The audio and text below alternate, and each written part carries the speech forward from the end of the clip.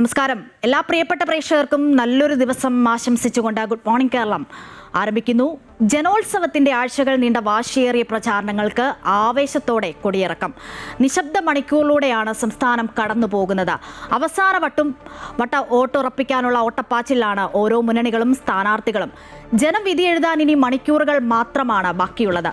നിശബ്ദ പ്രചാരണത്തിൽ ജില്ലകളിലെ മണ്ഡലങ്ങളിലെ വിവരങ്ങൾ വിശദാംശങ്ങളൊക്കെ അറിയേണ്ടതുണ്ട്. ഒപ്പം മറ്റു വാർത്തകളും വിശേഷങ്ങളിലേക്കൊക്കെ വരുന്നതിന് മുൻപ് ആദ്യം നോക്കാം തലക്കെട്ട്.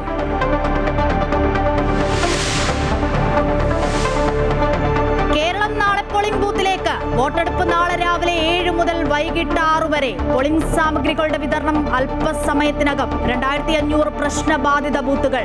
കണ്ണൂരിൽ നിരോധനാജ്ഞ.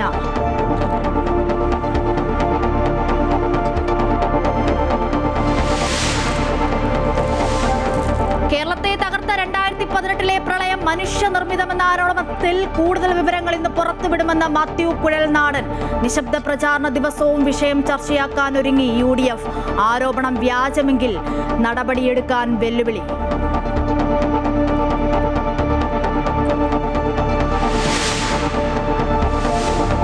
പശ്ചിമേഷ്യൻ സംഘർഷത്തിന് താൽക്കാലിക വിരാമം. 2 ആഴ്ചത്തേക്കുള്ള വെടിനിർത്തലിന് സമ്മതിച്ചിരുപക്ഷവും. ഹോർമൂസ് തുറക്കാൻ സമ്മതിച്ചിറാൻ. ആക്രമണം നിർത്തിവെച്ചത് ആദ്യം അറിയിച്ചത് ട്രംപ്. അംഗീകരിക്കുന്നുവെന്ന് ഇറാൻ. പരിഹാരത്തിനായി ചർച്ച തുടരുമെന്ന് മധ്യസ്ഥരായ പാകിസ്ഥാൻ. ഇന്ധനവില 15% കുറഞ്ഞു. വിപണികളിലും ഉണർവ്.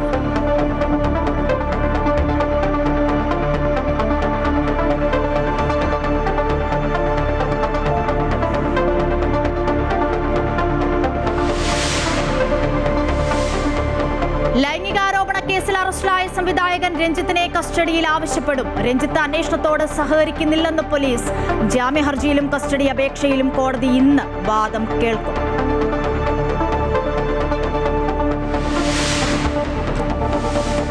ശബരിമല യുവതീ പ്രവേശന കേസിൽ സുപ്രീം കോടതിയിൽ 9 ഭരണഘടനാ ബെഞ്ചിനു മുൻപിൽ ഇന്നും വാദം തുടരും.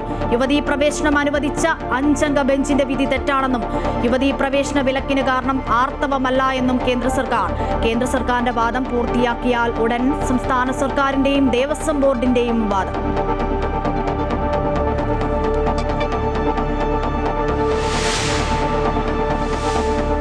യുവേഫ ചാമ്പ്യൻഷിപ്പ് ആദ്യപാദ ക്വാർട്ടറിൽ റയൽ മാഡ്രിഡിനെ തോൽപ്പിച്ച് ബയേൺ. ജയം 1-നെതിരെ 2 ഗോളുകൾക്ക്. IPL-ൽ രാജസ്ഥാൻ റോയൽസിന് തുടർച്ചയായ 3-ാം ജയം. മുംബൈ ഇന്ത്യൻസിനെ 27 റൺസിന് തകർത്തു. നിയമസഭാ തെരഞ്ഞെടുപ്പിന് ഇനി ഒരു നാൾ മാത്രമാണ്, അതായത് ഇന്ന് മാത്രമാണ് ബാക്കിയുള്ളത്. നാളെ കേരളം പോളിംഗ് ബൂത്തിലേക്ക് എത്തുകയാണ്. നിശബ്ദ പ്രചാരണത്തിന്റെ മണിക്കൂറിലൂടെയാണ് സംസ്ഥാനം കടന്നു പോകുന്നത് എന്നുള്ളതാണ്. തെക്കൻ കേരളത്തിലെ, മധ്യ കേരളത്തിലെ, വടക്കൻ കേരളത്തിലെ ഒക്കെ വിവരങ്ങൾ അറിയേണ്ടതുണ്ട്. നിയമസഭാ തെരഞ്ഞെടുപ്പിന്റെ ഭാഗമായി നാടിളക്കിയ കൊട്ടിക്കലാശത്തിന് ശേഷം ഇന്ന് നിശബ്ദ പ്രചാരണം തുടരുകയാണ്. സമ്മതിദായകരെ നേരിൽ കണ്ട് വോട്ടുറപ്പിക്കാനുള്ള അവസാനവട്ട വോട്ടുറപ്പിക്കാനുള്ള ശ്രമത്തിലാണ് സ്ഥാനാർത്ഥികൾ. 30,495 ബൂത്തുകളാണ് നാളെ നടക്കുന്ന തെരഞ്ഞെടുപ്പിനായി സജ്ജീകരിച്ചിരിക്കുന്നത്. വിവരങ്ങളുമായി ആദ്യം ചേരുന്നത് തിരുവനന്തപുരത്തു നിന്നും രജിത്താണ്. രജിത്തിലേക്കാണ് ആദ്യം പോകുന്നത്. രജിത്ത്, 25 ദിവസം നീണ്ട പ്രചാരണം, ത്രികോണ പോരാട്ടമാണ് പല മണ്ഡലങ്ങളിലും നമുക്ക് കാണാൻ കഴിയുന്നത് തിരുവനന്തപുരത്തെ അപേക്ഷിച്ച്. എങ്ങനെയാണ് ഒരു നിശബ്ദ പ്രചാരണത്തിന്റെ മണിക്കൂറുകൾ? ഒപ്പം പോളിംഗ് സാമഗ്രികളുടെ വിതരണം അല്പസമയത്തിനകം നടക്കും എന്നതാണ് മനസ്സിലാക്കാൻ കഴിയുന്നത്. പലയിടത്തും പ്രശ്നബാധിത ബൂത്തുകളുമാണ്. അശ്വതി, 23 ദിവസത്തെ പ്രചരണത്തിന് ശേഷമാണ്, ഒരു പരസ്യ പ്രചരണത്തിന് ശേഷമാണ് ഇന്നലെ വലിയൊരു കൊട്ടിക്കലാശത്തോടു കൂടി പരസ്യ പ്രചരണം അവസാനിക്കുകയും ചെയ്തത്. ഇന്നിനിപ്പോൾ നിശബ്ദ പ്രചരണമാണ്. നമുക്ക് നേരത്തെ സൂചിപ്പിച്ചതുപോലെ തന്നെ ആളുകളെയൊക്കെ നേരിട്ട് കണ്ട് വോട്ടുറപ്പിക്കുന്നതിനുള്ള ഒരു അവസാനവട്ട കാര്യത്തിലാണ് ഇപ്പോൾ സ്ഥാനാർത്ഥികളൊക്കെയും തന്നെ ഉള്ളത്. അത്തരത്തിലുള്ള പരിപാടികളുമായി രാവിലെ മുതൽ തന്നെ സ്ഥാനാർത്ഥികൾ വളരെ സജീവമായി തന്നെ രംഗത്തേക്ക് എത്തിയിട്ടുണ്ട് എന്നാണ് നമുക്ക് മനസ്സിലാക്കാൻ കഴിയുന്നത്. തന്നെയായാലും ഇന്നിനിപ്പോൾ പോളിംഗ് സാമഗ്രികളുടെ വിതരണം അടക്കം അല്പസമയത്തിനകം തന്നെ ആരംഭിക്കുകയും ചെയ്യും. 8 മണിയോടുകൂടി പോളിംഗ് സാമഗ്രികളുടെ വിതരണം ആരംഭിക്കുമെന്നാണ് തെരഞ്ഞെടുപ്പ് കമ്മീഷൻ നേരത്തെ തന്നെ അറിയിച്ചിട്ടുള്ളത്. ഉദ്യോഗസ്ഥരൊക്കെയും തന്നെ തയ്യാറായിട്ടുണ്ട്. നേരത്തെ നമുക്കറിയാം, തെരഞ്ഞെടുപ്പിനായി ഏകദേശം 2,71,00,000 ആളുകളാണ്, സമ്മതിദായകരാണ് ഉള്ളത്. തെരഞ്ഞെടുപ്പ് പരിപാടികളിൽ പങ്കെടുത്ത് സ്ഥാനാർത്ഥികൾക്ക് വേണ്ടി വോട്ട് ചെയ്യാനായി ഉള്ളത് എന്നാണ് കണക്കുകൾ സൂചിപ്പിക്കുന്നത്. അത് കൃത്യമായ കണക്ക് പറയുകയാണെങ്കിൽ 2,71,42,952 സമ്മതിദായകരാണ് ഇത്തവണ വോട്ട് രേഖപ്പെടുത്തുന്നത്. അതാണ് 883 സ്ഥാനാർത്ഥികൾ സംസ്ഥാന വ്യാപകമായി തന്നെ സ്ഥാനാർത്ഥികൾ ജനവിധി തേടുന്നുണ്ട്. 24 ഓക്സിലറി ബൂത്തുകളടക്കം 30,495 ബൂത്തുകളാണ് ഈ ഇലക്ഷനായി തയ്യാറാക്കിയിട്ടുള്ളത്. എല്ലാ ഒരുക്കങ്ങളും ഇതിനോടകം തന്നെ പൂർത്തിയായി കഴിഞ്ഞിട്ടുണ്ട് എന്ന് ഇന്നലെ തന്നെ വ്യക്തമാക്കുകയും ചെയ്തിട്ടുണ്ട് തെരഞ്ഞെടുപ്പ് കമ്മീഷൻ. 2040 പ്രശ്നബാധിത ബൂത്തുകളാണ് സംസ്ഥാനത്ത് ഇതുവരെയും കണ്ടെത്തിയിട്ടുള്ളത്. അതിനു വേണ്ട എല്ലാ ഒരുക്കങ്ങളും തയ്യാറായിട്ടുണ്ട്. ഉദ്യോഗസ്ഥരെ അടക്കം പോളിംഗ് ഉദ്യോഗസ്ഥരടക്കമുള്ള ഒരുക്കങ്ങൾ പൂർത്തീകരിച്ചുകൊണ്ട് ഇന്ന് പോളിംഗ് ഉദ്യോഗസ്ഥർ സാധന സാമഗ്രികൾ ഏറ്റുവാങ്ങി തെരഞ്ഞെടുപ്പ് പ്രക്രിയയിലേക്ക് നീങ്ങുകയും ചെയ്യും. ശക്തമായ സുരക്ഷാ ക്രമീകരണങ്ങളടക്കമാണ് ഒരുക്കിയിട്ടുള്ളത്. അത് ആ വഴിക്ക് തുടരുന്ന സാഹചര്യത്തിൽ തന്നെ സ്ഥാനാർത്ഥികളൊക്കെയും തന്നെ ഇന്ന് വീണ്ടും തങ്ങളുടെ അവസാന വട്ട വോട്ട് ഉറപ്പിക്കുന്നതിനുള്ള ഒരു തയ്യാറെടുപ്പിലാണ്. പ്രമുഖ വ്യക്തിത്വങ്ങളെയൊക്കെ നേരിട്ട് കണ്ട് ഒരിക്കൽ കൂടി ഒരു വട്ടം കൂടി തങ്ങളുടെ വോട്ട് ഉറപ്പിക്കുക എന്നതാണ് സ്ഥാനാർത്ഥികൾ ലക്ഷ്യം വെക്കുന്നത്. ഒപ്പം തന്നെ ഇന്നലെ വരെ തുടർന്നു വന്ന പരസ്യ പ്രചാരണത്തിൻ്റെ അല്ലെങ്കിൽ കൊട്ടിക്കലാശത്തിന് ശേഷം വീണ്ടും തങ്ങളുടെ വോട്ടിൽ ഒരു അവസാന വട്ട വ്യക്തത വരുത്തുക എന്നത് കൂടിയുണ്ട്. കണക്കുകൂട്ടലുകളടക്കം ഇന്ന് നടക്കേണ്ടതുണ്ട്. ഒപ്പം തന്നെ അടിയൊഴുക്കുകൾ ഉൾപ്പെടെ ഇന്നൊരു ദിവസം കൊണ്ട് നടക്കുന്ന അടിയൊഴുക്കുകളടക്കം തെരഞ്ഞെടുപ്പിലുണ്ട് എന്നതും എടുത്തു പറയേണ്ട ഒന്നാണ്. അതുകൊണ്ട് തന്നെ എല്ലാവരും തന്നെ തയ്യാറായി കഴിഞ്ഞു തെരഞ്ഞെടുപ്പിലേക്ക് നീങ്ങാൻ. ഒപ്പം തന്നെ സ്ഥാനാർത്ഥികളൊക്കെയും തന്നെ അവസാന വട്ടം തങ്ങളുടെ വോട്ട് ഉറപ്പിക്കുക എന്ന ലക്ഷ്യത്തോടു കൂടി തന്നെ ഇന്ന് ഒരു ദിവസം കൂടി ഈ നിശബ്ദ പ്രചരണത്തിന്റെ ദിവസം കൂടി ഉപയോഗിക്കുമെന്ന കാര്യത്തിൽ സംശയമില്ല. എന്തിനായാലും എല്ലാവരും സ്ഥാനാർത്ഥികൾ തങ്ങളുടെ വോട്ട് ഉറപ്പിക്കാൻ തയ്യാറാകുമ്പോൾ സമ്മതിദായകർ അവർ മനസ്സിൽ ഒരു നിശ്ചയത്തിൽ എത്തിക്കഴിഞ്ഞിട്ടുണ്ട്. നാളെ ആർക്ക് വോട്ട് രേഖപ്പെടുത്തണം എന്നത് അതുതന്നെയാണ് ഏറ്റവും പ്രധാന കാര്യം. തന്നെയാണ് രജിത്ത്. ദയവായി തുടരുക. ഇനി നമ്മൾ പോകുന്നത് പത്തനംതിട്ടയിലേക്കാണ്. പത്തനംതിട്ടയിലെ കോട്ടകൾ കാക്കാൻ LDFും നഷ്ടപ്രതാപം തിരിച്ചുപിടിക്കാൻ UDFും തയ്യാറായി കഴിഞ്ഞിരിക്കുന്നു. ചരിത്രം തിരുത്തി കുറിക്കാനാണ് NDAയും കച്ചമുറുക്കുമ്പോൾ ജില്ല ഇനി നിശബ്ദ പ്രചാരണത്തിന്റെ വഴിയിലാണ്. പരമാവധി വോട്ടർമാരെ ബൂത്തിലെത്തിച്ച് വിധി അനുകൂലമാക്കാനുള്ള അവസാനവട്ട തന്ത്രങ്ങളിലാണ് സ്ഥാനാർത്ഥികളും മുന്നണികളും. പത്തനംതിട്ടയിൽ നിന്നും കൂടുതൽ വിവരങ്ങൾ കണ്ണൻ ദേവ് നൽകും. കണ്ണൻ, ഞാനിപ്പോൾ പറഞ്ഞ പോലെ തന്നെ അവസാനവട്ട വോട്ട് ഉറപ്പിക്കൽ ആണ് ഈ മണിക്കൂറിലൂടെ പരമാവധി അത് പ്രയോജനപ്പെടുത്തുകയാണ് മുന്നണികളും സ്ഥാനാർത്ഥികളും ഒക്കെ. UDF LDF എന്തായാലും നമുക്കറിയാം ഒരു മന്ത്രിയുള്ള ജില്ലയാണ്, ആരോഗ്യമന്ത്രിയാണ്. പ്രത്യേകിച്ചും ഒരുപാട് ആക്ഷേപങ്ങളൊക്കെ കേട്ട ഒരു മന്ത്രിയാണ്. പല വിഷയങ്ങളിലും നമുക്കറിയാം ഹർഷിനെ അടക്കമാണ് ഈ അവിടെ പ്രചാരണത്തിനായി UDF സ്ഥാനാർത്ഥിക്ക് വേണ്ടി അബിൻ വർക്കിക്ക് വേണ്ടി പ്രചാരണത്തിനായി വന്നത് എന്നതൊക്കെ നമ്മൾ കണ്ടതാണ്. അപ്പോൾ LDFിനെ സംബന്ധിച്ച് കടുത്ത പോരാട്ടമായിരിക്കും എന്നുള്ളതിൽ സംശയമില്ല. UDFിനാണെങ്കിലും അത്രത്തോളം പ്രതീക്ഷ വെക്കുന്നു. NDA ആണ് വോട്ട് വിഹിതം ഉയർത്താനുള്ള ശ്രമത്തിലാണ്. എങ്ങനെയാണ് പത്തനംതിട്ടയിലെ ഒരു കാഴ്ചകൾ? നാളെ ഇപ്പോൾ പോളിംഗ് ബൂത്തിലേക്ക് പോകുകയാണല്ലോ.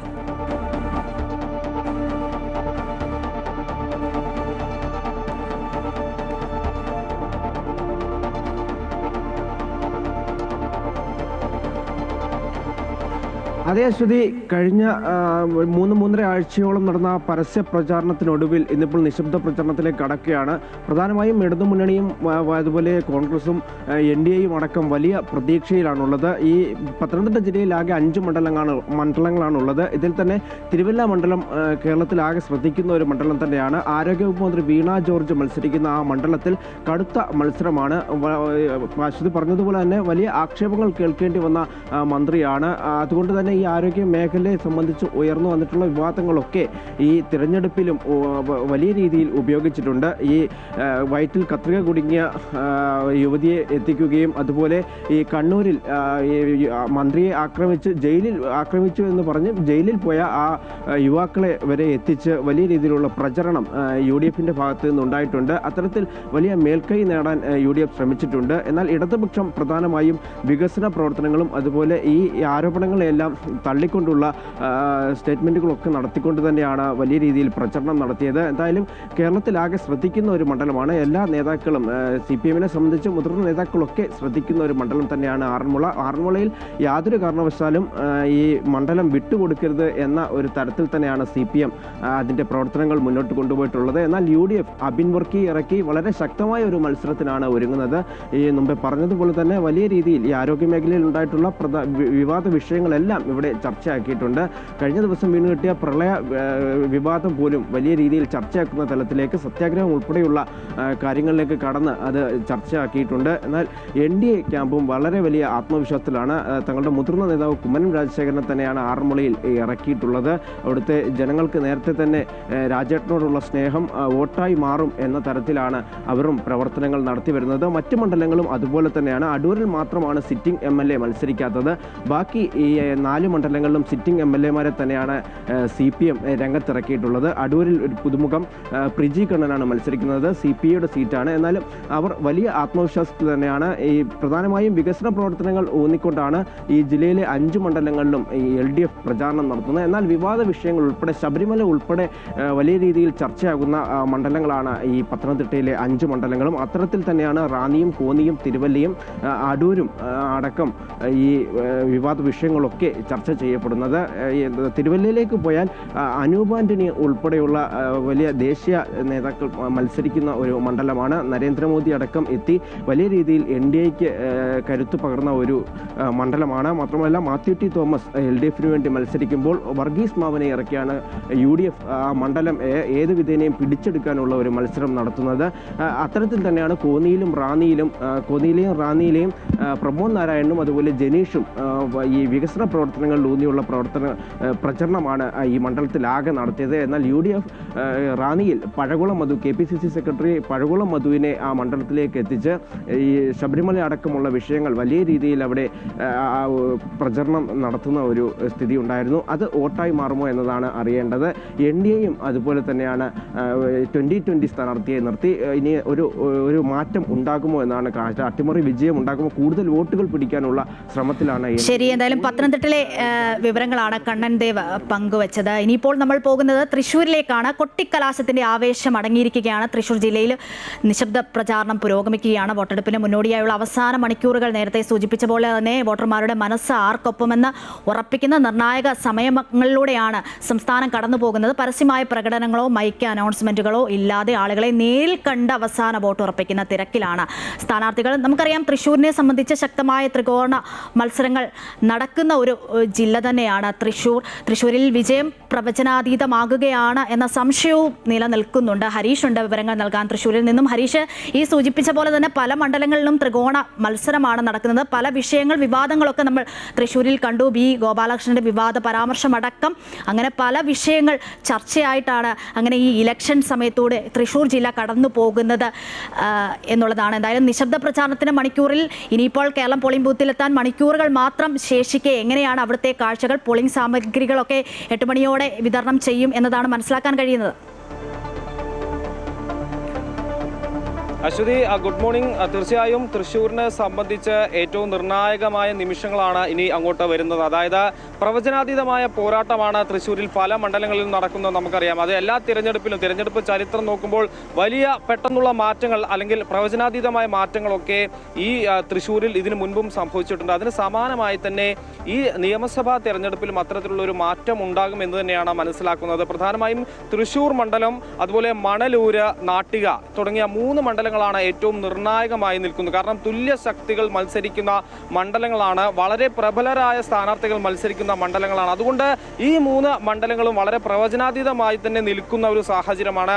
ആര് വിജയിക്കും എന്നുള്ള കാര്യത്തിൽ വലിയ സംശയങ്ങളുള്ള, വലിയ ആശങ്കകളുള്ള, വലിയ പ്രതീക്ഷകളൊക്കെയുള്ള മണ്ഡലങ്ങളാണ് ഈ ഒരു 3 മണ്ഡലങ്ങൾ എന്നുള്ളതാണ്. അതുകൊണ്ട് തന്നെ ഈ എല്ലാ കേരളത്തിലെ മൊത്തം ശ്രദ്ധയും തൃശ്ശൂരിലേക്ക് കേന്ദ്രീകരിക്കുമ്പോൾ തൃശ്ശൂർ മണ്ഡലവും മണലൂരും നാട്ടികയും ഒക്കെ ചർച്ചയായി മാറുന്ന വിഷയം നമ്മൾ നേരത്തെ കണ്ടതാണ്. അത്രത്തോളം ആത്മവിശ്വാസം സ്ഥാനാർത്ഥികൾക്കുമുണ്ട്. കഴിഞ്ഞ ദിവസത്തെ ഈ ശക്തി പ്രകടനം കൊട്ടിക്കലാശത്തിൽ നമ്മൾ കണ്ടതാണ്. എത്രത്തോളം ആളുകളാണ് ഈ 3 മുന്നണിയിലും പങ്കെടുത്തത്, അല്ലെങ്കിൽ അവരുടെ ആത്മവിശ്വാസം എത്രത്തോളം ഉണ്ട് എന്നുള്ളത് കഴിഞ്ഞ ദിവസം കണ്ടതാണ്. ഈ ഒരു സ്വരാജ് റൗണ്ടിനെ നടുക്കിക്കൊണ്ട്, അല്ലെങ്കിൽ സ്വരാജ് റൗണ്ടിനെ ആവേശത്തിലാഴ്ത്തിക്കൊണ്ടുള്ള ഒരു പൂരത്തിന് സമാനമായ രീതിയിലുള്ള ശക്തി പ്രകടനമാണ് കഴിഞ്ഞ ദിവസം തൃശ്ശൂരിൽ കണ്ടത്. ആ ഒരു ശക്തി അല്ലെങ്കിൽ ആ ഒരു ആവേശം അത് ഈ ഒരു തിരഞ്ഞെടുപ്പിലെ ഈ പോളിംഗിലേക്ക് എത്തുമ്പോൾ അല്ലെങ്കിൽ വോട്ടിങ്ങിലേക്ക് എത്തുമ്പോൾ ആ ഒരു ആവേശം അത്തരത്തിൽ ഉണ്ടാകുമെന്നുള്ളത് ഓരോ സ്ഥാനാർത്ഥികളും കഴിഞ്ഞ ദിവസം എടുത്ത് പറഞ്ഞതാണ്. പ്രത്യേകിച്ചും തൃശ്ശൂർ മണ്ഡലം നോക്കുകയാണെങ്കിൽ വലിയ രീതിയിലുള്ള ആത്മവിശ്വാസം 3 സ്ഥാനാർത്ഥികൾക്കുമുണ്ട്.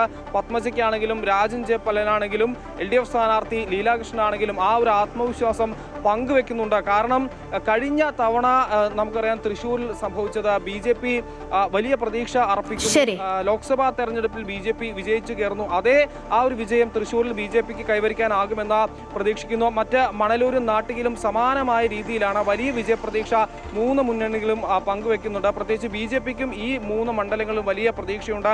ഒപ്പം തന്നെ കോൺഗ്രസും LDFും ഒപ്പത്തോടൊപ്പം മത്സരിക്കുന്ന മണ്ഡലങ്ങളാണ്.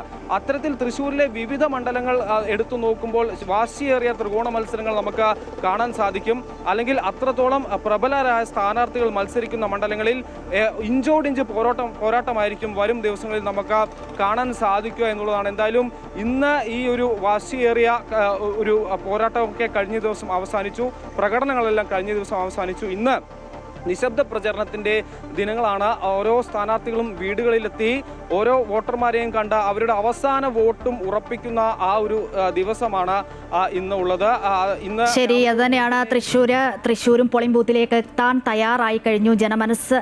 ആർക്കൊപ്പം എന്നറിയാൻ ഇനി മണിക്കൂറുകൾ മാത്രമാണ് ശേഷിയുള്ളത്. തൃശ്ശൂരിൽ ത്രികോണ പോരാട്ടമാണ് പല മണ്ഡലങ്ങളിലും ഉള്ളത് എന്നുള്ളതാണ്. ഇനി മധ്യകേരളത്തിലേക്കാണ് പോകുന്നത്. അശ്വതിയുണ്ട് കൊച്ചിയിലെ വിവരങ്ങൾ നൽകാൻ. Aswathi, good morning. നേരത്തെ സൂചിപ്പിച്ച പോലെ തന്നെ മധ്യകേരളത്തിലും വാശിയേറിയ പോരാട്ടം തന്നെയാണ്. നമുക്കറിയാം തദ്ദേശ തെരഞ്ഞെടുപ്പിലൊക്കെ മികച്ച വിജയമാണ് UDF കാഴ്ചവെച്ചത്.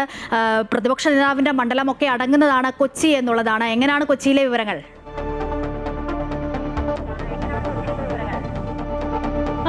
എറണാകുളം ജില്ലയെ സംബന്ധിച്ചിടത്തോളം എപ്പോഴും UDFന് ഒപ്പം നിലയുറപ്പിച്ചിട്ടുള്ള ഒരു ജില്ലയാണ്. മിക്ക മണ്ഡലങ്ങളും UDFനൊപ്പം തന്നെയാണുള്ളത്. ആ ഒരു പ്രതീക്ഷ, ആത്മവിശ്വാസം തന്നെയാണ് UDFന് ഇത്തവണയും ഉള്ളത്. ഈ പരസ്യപ്രചരണം എല്ലാം അവസാനിക്കുന്ന ഘട്ടങ്ങളിലും UDF ക്യാമ്പുകൾ വലിയ ആത്മവിശ്വാസത്തിൽ തന്നെയാണ്. ഇതിൽ BD സതീശൻ്റെ മണ്ഡലമായ പറവൂർ, അവിടെ തന്നെയായിരിക്കും ഇത്തവണ എല്ലാവരും ഉറ്റുനോക്കുന്നത്. അവിടെ നിന്ന് ഒരു മുഖ്യമന്ത്രി, അതായത് UDF അധികാരത്തിൽ വരികയാണെങ്കിൽ ഒരു മുഖ്യമന്ത്രി പദത്തിലേക്കൊക്കെ തങ്ങളുടെ സ്ഥാനാർത്ഥി എത്തുമോ, MLA എത്തുമോ എന്നതൊക്കെയാണ് ആളുകൾ ചർച്ച ചെയ്തുകൊണ്ടിരിക്കുന്നത്. ഈ മറ്റ് മണ്ഡലങ്ങളിൽ തൃപ്പൂണിത്തുറ കഴിഞ്ഞ തവണ തദ്ദേശ സ്വയംഭരണ സ്ഥാപനത്തിലേക്കുള്ള തെരഞ്ഞെടുപ്പിൽ NDAക്ക് വലിയ മുന്നേറ്റം ഉണ്ടായിട്ടുള്ള ഒരു മണ്ഡലമാണ്. അവിടെ ഇത്തവണ 2020ക്കാണ് സീറ്റ് നൽകിയിരിക്കുന്നത്. അത് അഞ്ജലി നായർ അവിടെ സ്ഥാനാർത്ഥിയായിട്ട് വരുന്നു. അങ്ങനെ സിനിമാ രംഗത്തുള്ളവരുടെ ഒരു ടെലിവിഷൻ രംഗത്തുള്ളവരുടെ ഒരു പ്രാതിനിധ്യം നോക്കുകയാണെങ്കിൽ തൃപ്പൂണിത്തുറയിലും അതുപോലെ തന്നെ തൃക്കാക്കരയിലും ഉണ്ട്. അതൊരു സിനിമാറ്റിക് മണ്ഡലങ്ങളായിട്ട് രണ്ടും മാറിയിട്ടുണ്ട് എന്നതാണ് ഏറ്റവും പ്രത്യേകത. ആദ്യഘട്ടത്തിൽ അഞ്ജലി നായരുടെ പ്രചരണത്തെ സംബന്ധിച്ച് സംശയങ്ങൾ ഉണ്ടായിരുന്നുവെങ്കിലും അവസാനം എത്തിയപ്പോഴേക്കും അഞ്ജലി നായർ പ്രചരണ രംഗത്ത് വലിയ രീതിയിൽ മുന്നോട്ട് പോയി എന്നതാണ് നമുക്ക് കാണാനായിട്ട് സാധിക്കുന്നത്. അതുപോലെ തന്നെ പെരുമ്പാവൂരും കുന്നത്തുനാടും ഒക്കെ 2020ക്കും, അതായത് 2020 NDAയിലേക്ക് ചേർന്നതിന് ശേഷം വലിയ ഒരു ശക്തിയായിട്ട് ആ ഒരു ഘടകം ഉണ്ടാകും എന്നതാണ് നമുക്ക് മനസ്സിലാക്കാൻ സാധിക്കുന്നത്. എന്തായാലും UDFനൊപ്പം നിലയുറപ്പിക്കുന്ന ഒരു ജില്ല എന്ന രീതിയിൽ UDF ക്യാമ്പുകൾക്ക് വലിയ ആത്മവിശ്വാസം തന്നെയാണ്. ശരി, എന്തായാലും അശ്വതി പറഞ്ഞ പോലെ തന്നെ ത്രികോണ മത്സരം തന്നെയാണ് എറണാകുളത്തും. ശക്തമായ പോരാട്ടം, 2020യുടെ ഒരു ശക്തമായ പ്രചാരണമൊക്കെ നമ്മൾ അവിടെയും കണ്ടതാണ്. 2020 അങ്ങനെ തള്ളിക്കളയാൻ കഴിയുന്നതല്ല. ഇനി പോകുന്നത് ഇടുക്കിയിലേക്കാണ്. ഇടുക്കിയിൽ വോട്ടെടുപ്പിന് ഒരു ദിവസം മാത്രം ബാക്കി നിൽക്കുമ്പോൾ ഈ പറഞ്ഞ പോലെ തന്നെ തികഞ്ഞ ആത്മവിശ്വാസത്തിലാണ് ഇടുക്കിയിൽ ഇടതും വലതും മുന്നണികൾ. വോട്ട് വിഹിതം പരമാവധി ഉയർത്താനുള്ള ശ്രമത്തിലാണ് NDAയും. ജില്ലയിലെ 5 സീറ്റുകളിലും ഇത്തവണ വിജയിക്കുമെന്ന് UDF അവകാശപ്പെടുമ്പോൾ തൊടുപുഴ കൂടി പിടിച്ചെടുത്ത് ചരിത്ര വിജയം നേടുമെന്നാണ് ഇടതുമുന്നണിയുടെ അവകാശവാദം. വിവരങ്ങൾ നൽകാൻ ബോബനുണ്ട് ഇടുക്കിയിൽ നിന്നും. ബോബൻ, നമ്മൾ ഈ പറഞ്ഞ പോലെ തന്നെ പല വിഷയങ്ങളും ഇടുക്കിയെയും ബാധിച്ചിട്ടുണ്ട്. ഭൂപ്രശ്നങ്ങളുണ്ട്, വന്യജീവിയുടെ ആക്രമണം ഒക്കെ കണ്ടതാണ്. പ്രത്യേകിച്ചും വനമേഖലയാണ്. ഇതൊക്കെ എങ്ങനെയായിരിക്കും, വോട്ടായി മാറുമോ? എന്താണ് ഒരു പ്രതീക്ഷ?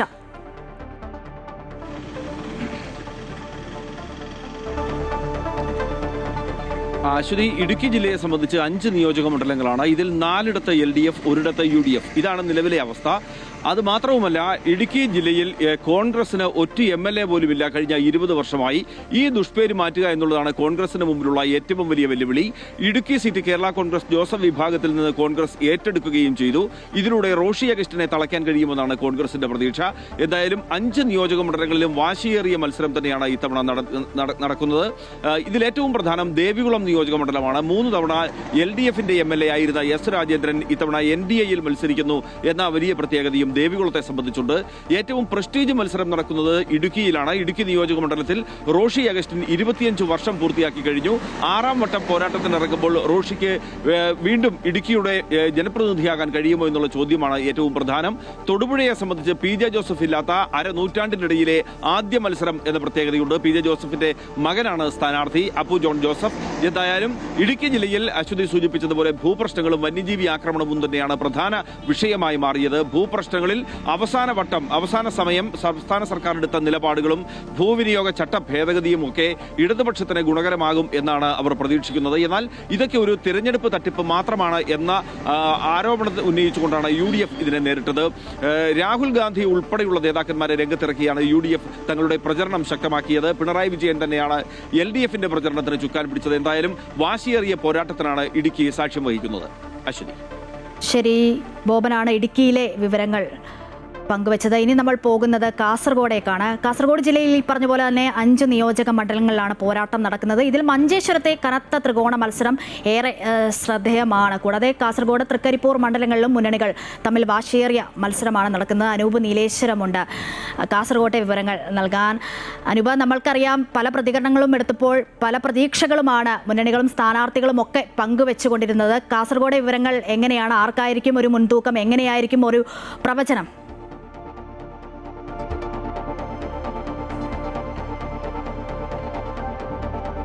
അശ്വതി, കനത്ത പോരാട്ടമാണ് കാസർഗോഡ് ജില്ലയിലെ മഞ്ചേശ്വരം നിയോജക മണ്ഡലത്തിൽ നടക്കുന്നത്. സംസ്ഥാനം തന്നെ ഉറ്റുനോക്കുന്ന മത്സരമാണ് മഞ്ചേശ്വരത്തെ ത്രികോണ പോരാട്ടം എന്നത് എല്ലാവർക്കും അറിയാവുന്ന കാര്യമാണ്. അവിടെ കെ സുരേന്ദ്രൻ, BJPയുടെ മുൻ സംസ്ഥാന അധ്യക്ഷൻ കെ സുരേന്ദ്രനും നിലവിലെ സിറ്റിംഗ് MLA UDF സ്ഥാനാർത്ഥി AK മഷ്റഫും തമ്മിലുള്ള പോരാട്ടമാണ് നടക്കുന്നത്. ആര് ജയിക്കുമെന്നത് പ്രവചനാതീതം എന്ന് എടുത്തു പറയേണ്ട കാര്യമാണ്. കഴിഞ്ഞ തവണ 745 വോട്ടുകൾക്കാണ് നിലവിലെ MLA UDFിലെ മുസ്ലിം ലീഗ് സ്ഥാനാർത്ഥിയായ AK മഷ്റഫ് വിജയിച്ചത്. ഇത് 2ാം തവണയാണ് AK മഷ്റഫും കെ സുരേന്ദ്രനും തമ്മിൽ ഏറ്റുമുട്ടുന്നത്. എന്താകും ഈ തുളുനാടൻ മണ്ണിലെ ഫലം എന്നത് നമുക്ക് കാത്തിരുന്ന് കാണേണ്ടത് തന്നെയാണ്. പല രീതിയിലുള്ള അട്ടിമറികളും നടക്കാനുള്ള സാധ്യതയുണ്ട് വോട്ടിങ്ങിൽ. കാരണം SDPI നേരത്തെ അവിടെ സ്ഥാനാർത്ഥിയെ നിർത്തിയതും പിന്നീട് UDFിന്റെ ഉന്നത നേതാക്കൾ PK കുഞ്ഞാലിക്കുട്ടി ഉൾപ്പെടെയുള്ളവരുടെ സമ്മർദ്ദത്താൽ SDPI സ്ഥാനാർത്ഥിയെ പിൻവലിച്ച കാര്യമൊക്കെ നമ്മൾ നേരത്തെ തന്നെ ചർച്ച ചെയ്തതാണ്. SDPIയുടെ സ്ഥാനാർത്ഥിയെ പിൻവലിച്ചാലും അവരിൽ ഒരു വിഭാഗത്തിന്റെ ഒരു 1500 മുതൽ 2000 വരെ വോട്ടുകൾ SDPIയുടേത് BJPയിലേക്ക് പോകുമെന്ന നിഗമനങ്ങളൊക്കെ അടിത്തട്ടിലുണ്ട്. അതേസമയം LDFന്റെ തീരുമാനവും നിർണായകമാണ്. ഇത്തവണ ക്രോസ് വോട്ടിംഗ് ഉണ്ടാകില്ല എന്ന ഒരു നിലപാടാണ് അവരുടെ ഭാഗത്തു നിന്നും അറിയുന്നത്. അതിനാൽ തന്നെ ശക്തമായ ഒരു പോരാട്ടമാണ് മഞ്ചേശ്വരത്തെ തുളുനാടൻ മണ്ണിൽ നടക്കുന്നത്. കേവലം 745 വോട്ടുകൾക്ക് സിറ്റിംഗ് MLA ജയിച്ച മണ്ഡലത്തിൽ സുരേന്ദ്രനും അതുപോലെ AK മഷ്റഫും തമ്മിൽ തീപാറുന്ന ഒരു പോരാട്ടമാണ് നടക്കുന്നത്. മറ്റൊരു മണ്ഡലം എടുത്തു പറയേണ്ടത് നമുക്ക് തൊട്ടടുത്ത് കിടക്കുന്ന മഞ്ചേശ്വരത്തോട് തൊട്ടടുത്ത് കിടക്കുന്ന കാസർഗോഡ് നിയോജക മണ്ഡലമാണ്. ഈ കാസർഗോഡ് നിയോജക മണ്ഡലം UDFന്റെ കരുത്തുറ്റ കോട്ടയാണ്. ഇവിടെ UDFന്റെ സാരഥികളെ മാത്രം ജയിപ്പിച്ച ചരിത്രമാണ് ഈ മണ്ഡലത്തിനുള്ളത്. എന്നാൽ ഇത്തവണത്തെ തിരഞ്ഞെടുപ്പിൽ അതിന്റെ ചിത്രം അല്പം മാറുന്നതാണ് കാണാൻ സാധിക്കുന്നത്. കാലങ്ങളായി ഇവിടെ BJPയാണ് 2ാം സ്ഥാനത്ത്. അതേസമയം ഇടത് സ്വതന്ത്രനായി UDF വോട്ടുകൾ കവർന്നെടുക്കാൻ ശക്തിയുള്ള ഷാനവാസ് പാദൂർ INL ഇടത് സ്വതന്ത്രനായി ഇവിടെ മത്സര രംഗത്തെത്തിയോടെ ചിത്രങ്ങൾ അല്പാൽപ്പം മാറി മറിയുന്ന ഇവിടെ മണ്ഡലം വളരെ ഒരു ടൈറ്റ് ഫൈറ്റിലേക്ക് നീങ്ങുന്ന ഒരു അവസ്ഥയാണുള്ളത്. താഴെത്തട്ടിലുള്ള പ്രവർത്തകരിലടക്കമുള്ള കണക്കൂട്ടൽ ഷാനവാസ് കനത്ത രീതിയിൽ വോട്ട് പിടിച്ചാൽ UDF ശക്തി കേന്ദ്രങ്ങളിലെ വോട്ട് പിടിച്ചെടുത്തു കഴിഞ്ഞാൽ അത് അശ്വിനിയുടെ വിജയത്തിന് BJP സ്ഥാനാർത്ഥി ML അശ്വിനി, BJPയുടെ ജില്ലാ അധ്യക്ഷ കൂടിയായ ML അശ്വിനിയുടെ വിജയത്തിന് വഴിയൊരുക്കുമെന്ന ശക്തമേറിയ വിലയിരുത്തലുകൾ അടുത്തട്ടിലുണ്ട്. മറ്റൊന്ന് തൃക്കരിപ്പൂർ നിയോജക മണ്ഡലമാണ്. ഇടത് ചെങ്കോട്ട എന്നറിയപ്പെടുന്ന തൃക്കരിപ്പൂർ നിയോജക മണ്ഡലത്തിലും ഇത്തവണ പോരാട്ട ചിത്രം മാറി മറിയുന്ന കാഴ്ചയാണുള്ളത്. സാധാരണ ഈസി വോക്കവറാണ് അവിടെ CPMന്റെ സ്ഥാനാർത്ഥികൾക്ക് ഉണ്ടാവാറുള്ളത്. AK നായനാർ അടക്കമുള്ള CPM നേതാക്കളെ നിയമസഭയിൽ എത്തിച്ച മണ്ഡലത്തിൽ ഇത്തവണ കോൺഗ്രസിന്റെ UDFന്റെ സ്ഥാനാർത്ഥിയായി വൈകിയ വേളയിൽ സന്ദീപ് വാര്യർ എത്തിയതോടുകൂടി മണ്ഡലം ഇളകി മറിയുന്ന ഒരു കാഴ്ചയാണ് നമുക്ക് കഴിഞ്ഞ ദിവസങ്ങളിലെല്ലാം തന്നെ കണ്ടുവരുന്നത്. സന്ദീപ് വാര്യർക്ക് വലിയ പിന്തുണ മണ്ഡലത്തിന്റെ പല ഭാഗങ്ങളിൽ നിന്ന് കിട്ടുന്നു. സന്ദീപ് വാര്യർ വിജയിക്കുമെന്ന ഒരു അവസ്ഥയിലേക്കുള്ള കണക്കുകൂട്ടലിലും പ്രതീക്ഷയിലുമാണ് UDF ക്യാമ്പുകൾ ഉള്ളത്. എന്നാൽ ശക്തമായ വോട്ടുള്ള സ്ഥലമാണ്, ഇടതുപക്ഷത്തിന് വോട്ടുള്ള മേൽക്കൈയുള്ള മണ്ഡലമാണ് തൃക്കരിപ്പൂർ എന്നതും എടുത്തു പറയേണ്ടതാണ്. അവിടെ കയ്യൂർ ചീമേനിയും അതുപോലെ തന്നെ ചെറുവത്തൂരും പിലിക്കോടും ഉൾപ്പെടുന്ന ശക്തി കേന്ദ്രങ്ങൾ ഇടതിന് കരുത്തു പകരുന്ന ഇടങ്ങളാണ്. എങ്കിലും വലിയൊരു ഓളം സൃഷ്ടിക്കുവാൻ വേണ്ടി സന്ദീപിന്റെ വരവിന് കോൺഗ്രസിന് UDFന് സാധിച്ചിട്ടുണ്ട്. ലീഗ് പ്രവർത്തകർ വലിയ ആവേശത്തിലെന്നതും അവിടെ എടുത്തു പറയേണ്ട കാര്യമാണ്. ആയതിനാൽ തന്നെ തൃക്കരിപ്പൂർ മണ്ഡലത്തിലും ഇത്തവണ കനത്ത പോരാട്ടമാണ് നടക്കുന്നത്. മറ്റ് 2 നിയോജക മണ്ഡലങ്ങൾ കാഞ്ഞങ്ങാടും ഉദുമയുമാണ്. അതേസമയം കാഞ്ഞങ്ങാടിന്റെയും ഉദുമയുടെയും ചിത്രങ്ങൾ നോക്കുമ്പോൾ അവിടെ ഇടതുപക്ഷത്തിന് കൃത്യമായ മേൽക്കൈയോടുകൂടി അവർ വിജയത്തിലേക്ക് നീങ്ങുമെന്ന സൂചനകളാണ് ഉള്ളത്. അശ്വതി, അതാണ് കാസർകോട്ടെ വിവരങ്ങളാണ് അനൂപ് പങ്കുവച്ചത്. നേരത്തെ സൂചിപ്പിച്ച പോലെ തന്നെ രാഷ്ട്രീയ കേരളം ഉറ്റുനോക്കുന്ന ഒരു മണ്ഡലമാണ് മഞ്ചേശ്വരം എന്നുള്ളതാണ്. കനത്ത ത്രികോണ മത്സരമാണ് അവിടെയും നടക്കുന്നത്. നമുക്കറിയാം, കഴിഞ്ഞ കാലങ്ങളൊക്കെ നോക്കിക്കഴിഞ്ഞാൽ അത് അങ്ങനെ തന്നെയാണ്. ക്രോസ് വോട്ടിംഗ് ഒന്നും ഇത്തവണ ഉണ്ടാകില്ല എന്ന പ്രതീക്ഷയിലാണ് മുന്നണികളും സ്ഥാനാർത്ഥികളും ഒക്കെ ഉള്ളത്. ഇനി കോഴിക്കോടെ വിവരങ്ങൾ നൽകാൻ രാകേഷ് ഉണ്ട്. രാകേഷ്, നമ്മൾ ഈ സൂചിപ്പിച്ച പോലെ തന്നെ നിശബ്ദ പ്രചാരണത്തിന്റെ മണിക്കൂറിലൂടെയാണ് സംസ്ഥാനം കടന്നു പോകുന്നത് എന്നുള്ളതാണ്. കോഴിക്കോടിനെ സംബന്ധിച്ച് ഒരുപാട് രാഷ്ട്രീയ സമവാക്യങ്ങളുണ്ട്. എനിക്ക് തോന്നുന്നു ഈ വികസനമൊക്കെ ചർച്ചയാകുന്നതിന് കാട്ടിലും കൂടുതൽ പ്രാധാന്യം മുന്നണികളും സ്ഥാനാർത്ഥികളും ഒക്കെ കൊടുത്തത് ഈ വർഗീയത എങ്ങനെ മുന്നോട്ട് കൊണ്ടുപോകാം, ആ വർഗീയത എങ്ങനെ വോട്ടാക്കി മാറ്റാം എന്നതായിരുന്നു കൂടുതൽ ചർച്ചാ വിഷയം എന്ന് തോന്നുന്നു. ഈ ഒരു ഇലക്ഷൻ സമയത്തെ സംബന്ധിച്ച് നോക്കിക്കഴിഞ്ഞാൽ അങ്ങനെ തന്നെയാണ് മനസ്സിലാക്കാൻ കഴിയുന്നതും. രാകേഷ്,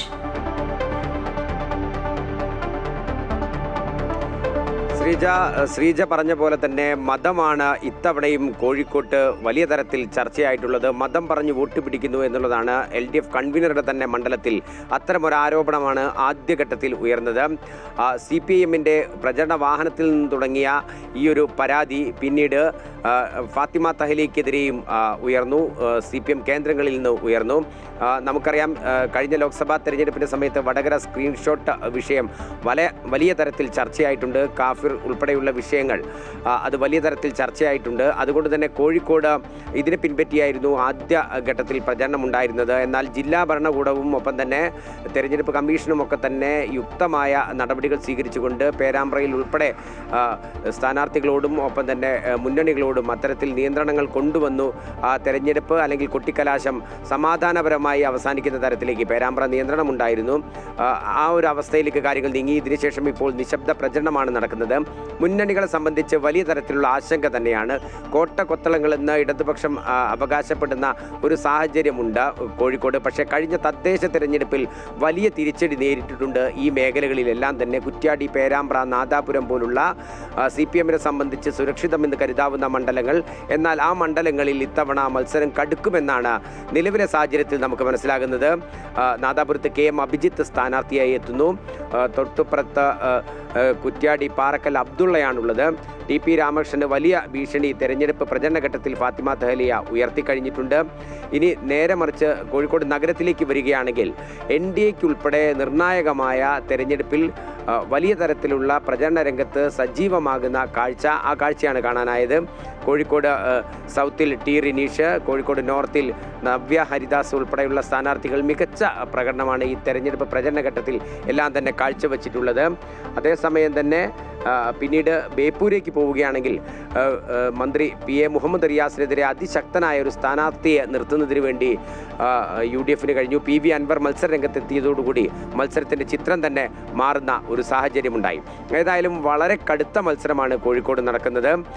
ഇതിനകത്ത് വടകര നമുക്കറിയാം, TP ചന്ദ്രശേഖരൻ വധത്തെ തുടർന്ന് പിന്നീട് അങ്ങോട്ട് CPMന് തിരിച്ചു വരാനായിട്ടില്ല. അതുകൊണ്ട് തന്നെ CPMനെ സംബന്ധിച്ച് തിരിച്ചുവരവ് എന്ന് പറയുന്നത് അത് നിർണായകമാണ് വടകരയിൽ. ഇതോടൊപ്പം തന്നെ കൊയിലാണ്ടിയിൽ DCC അധ്യക്ഷനാണ് മത്സര രംഗത്തുള്ളത്. മുൻ MLA ആയിരുന്ന K ദാസനെയാണ് ഇത്തവണ മത്സര രംഗത്ത് ഇറക്കിയിട്ടുള്ളത്. CPIM പ്രഫുൽ കൃഷ്ണനാണ് കൊയിലാണ്ടിയിലെ സ്ഥാനാർത്ഥി. അങ്ങനെ വലിയ തരത്തിൽ ചില മണ്ഡലങ്ങളിൽ എന്ത് സംഭവിക്കുമെന്ന് ഈ ഘട്ടത്തിൽ പറയുക സാധ്യമല്ല. പലരും പലതരത്തിലുള്ള അവകാശവാദങ്ങൾ ഉന്നയിക്കുന്നുണ്ടെങ്കിലും ഇതെല്ലാം വോട്ടായി മാറുമോ എന്നറിയണമെങ്കിൽ നമുക്ക് ഇനിയും കാത്തിരിക്കേണ്ടതുണ്ട്. പരമാവധി തങ്ങളുടെ വോട്ടർമാരെ പോളിംഗ് ബൂത്തുകളിലേക്ക് എത്തിക്കാനുള്ള ശ്രമങ്ങളാണ് നിശബ്ദ പ്രചരണ ഘട്ടത്തിൽ എല്ലാ മുന്നണികളും നടത്തിക്കൊണ്ടിരിക്കുന്നത്. ശ്രീജ. ശരി രാകേഷ്, എന്തായാലും കോഴിക്കോടും പ്രവചനാതീതമാണ്. ആലപ്പുഴയിലേക്കൊന്ന് പോകാം. രാഷ്ട്രീയ സ്ഥിതിഗതികൾ മാറിമറിഞ്ഞ ആലപ്പുഴയിൽ ഇക്കുറി പ്രവചനാതീതമായ പോരാട്ടത്തിനാണ് കളമൊരുങ്ങുന്നത്. അമ്പലപ്പുഴയിൽ G സുധാകരൻ എത്തിയതോടെ അത് UDF ക്യാമ്പിൽ നിലവിൽ നൽകുന്ന പ്രതീക്ഷ ചെറുതൊന്നുമല്ല. കഴിഞ്ഞ തവണ 9 മണ്ഡലങ്ങളിൽ 8ലും വിജയിച്ച LDF ഇക്കുറി ശക്തമായ പോരാട്ടമാണ് പ്രതീക്ഷിക്കുന്നത്. NDAയും ശക്തമായ പോരാട്ടം കടുപ്പിക്കുമ്പോൾ ഇക്കുറി ആലപ്പുഴ രാഷ്ട്രീയ അട്ടിമറികളുടെയും പോരാട്ടങ്ങളുടെയും വേദിയായി മാറുന്ന കാഴ്ചകൾ നമ്മൾ കഴിഞ്ഞ ദിവസങ്ങളിലൊക്കെ കണ്ടു. വിവരങ്ങൾ നൽകാൻ ആലപ്പുഴയിൽ നിന്നും അജയ് നാഥ് ഉണ്ട്. അജയ്, നമുക്കറിയാം എല്ലാവരും ഉറ്റുനോക്കുന്നതാണ് ആലപ്പുഴ, പ്രത്യേകിച്ചും അമ്പലപ്പുഴ എന്നുള്ളതാണ്. ജി സുധാകരൻ്റെ UDF-ലേക്കുള്ള വരവ്. ഒപ്പം അങ്ങോട്ടും ഇങ്ങോട്ടും കൊണ്ടും കൊടുത്തുമുള്ള ഒരു പ്രചാരണമായിരുന്നു മുഖ്യമന്ത്രിയുടെ ഭാഗത്തു നിന്നും ജി സുധാകരൻ്റെ ഭാഗത്തു നിന്നും ഒക്കെ അങ്ങോട്ടും ഇങ്ങോട്ടുമുള്ള ഒരു പോർവിളിയൊക്കെ നമ്മൾ കണ്ടു. എങ്ങനെയായിരിക്കും ആലപ്പുഴ, പ്രത്യേകിച്ചും അമ്പലപ്പുഴ?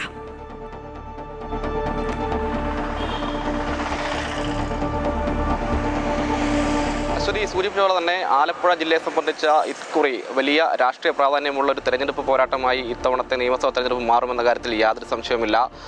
അമ്പലപ്പുഴയിൽ അശ്വതി പറഞ്ഞതുപോലെ തന്നെ ജി സുധാകരൻ മത്സരരംഗത്തേക്ക് എത്തുന്നു. UDF-ന്റെ പിന്തുണയോടി മത്സരിക്കാൻ വേണ്ടി തയ്യാറാകുന്നു. ഒപ്പം ഏറ്റവും ഒടുവിൽ കലാശക്കൊട്ട് ഉൾപ്പെടെ എടുത്തു പരിശോധിച്ചാൽ വലിയ ആത്മവിശ്വാസം UDF ക്യാമ്പിലുണ്ട് എന്ന് വേണം മനസ്സിലാക്കാൻ.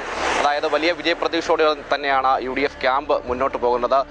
തൊട്ടപ്പുറത്ത എതിർ സ്ഥാനാർത്ഥിയായി മത്സരിക്കുന്നത് H. സലാമാണ്.